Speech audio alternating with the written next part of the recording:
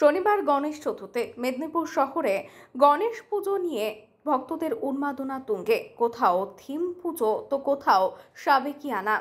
ছোট বড় মিলিয়ে একেবারে 100-রও বেশি গণেশ পুজো হচ্ছে মেদিনীপুর শহরে। পুজো মণ্ডপগুলিতে থাকছে ভোগ বিতরণেরও ব্যবস্থা। মেদিনীপুরের কর্নেল গোলা বড় চক এলাকায় টিম গজরাজ উদ্যোগে গণেশ পুজো, তাদের এই পুজো তৃতীয় বর্ষে পদার্পণ করলো।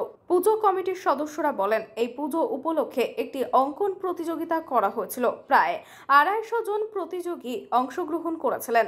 100 জনকে পুরস্কার তুলে দেওয়া হয়, বাকি প্রতিযোগীদের সান্ত্বনা পুরস্কার দেওয়া হয়। এছাড়া বটতলা হসপিটাল রোডে আয়োজন করা হয়েছে গণেশ পুজো। তারই সাথে মেদিনীপুর শহরের হাঁসপুকুর এলাকায় বাড়িতেও জাঁকজমকের সঙ্গে আয়োজন করা হয়েছে গণেশ পুজো। আমরা হচ্ছে টিম গজরাজ, এটা আমাদের দ্বিতীয় বর্ষের পুজো। তো আমাদের এবছর পুজোর থিম হচ্ছে, যেহেতু অযোধ্যা রাম মন্দির উদ্বোধন হয়েছে, তো এই কারণে আমরা রাম এবং সীতাকে নিয়েছি।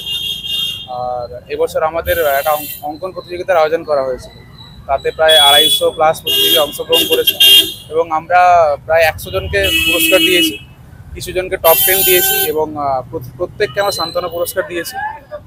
আর সবাই আসুন, এটা আমার দ্বিতীয় বর্ষের পুজো, এসে দেখুন পুজো কেমন লেগেছে। আমরা আপাতত দেখতে পাচ্ছি প্রচুর মানুষ আসছে আমাদের এখানে, মণ্ডপ দেখছে, সবাই বলছে প্রতিমা কেমন হয়েছে। আমরা জিজ্ঞেস করছি, রেসপন্স ভালোই পাচ্ছি, দেখা যাক এবার কি হয়। আমার নাম সৌমতি ভট্টাচার্য। মেদিনীপুর থেকে শেখ ওয়ারেশের রিপোর্ট, বিগ নিউজ।